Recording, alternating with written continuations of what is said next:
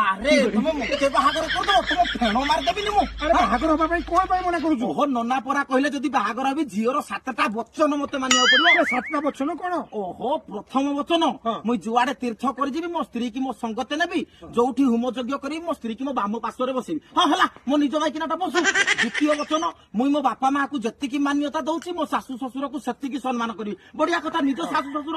ତୃତୀୟ ବଚନ ସ୍ତ୍ରୀ ଯେତେବେଳେ ବୁଢୀ ହେଇଯିବ ତା ଚମ ଧାଡୁ ଧାଡୁ କରିବ ସେତେବେଳେ ବି ତା ହାତ ଛାଡିବିନି। ବଢିଆ କଥା।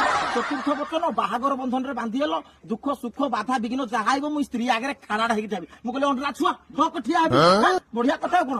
ପଞ୍ଚମ ବଚନ ଘରକୁ ଯେତିକି ଅର୍ଥ ଆଇବ ଆୟ ବ୍ୟୟ ସବୁ ଜିନିଷର ହିସାବ ଦି ଜଣ ଯାକ ପାଖରେ ରହିବା ଦରକାର। ମୁଁ ଏକେ ରଖିଲେ ଚଳିବନି। ମୁଁ କହିଲି ବଢିଆ ମୋ ସ୍ତ୍ରୀ ମୋ ହିସାବ ପତାବ ରଖୁ।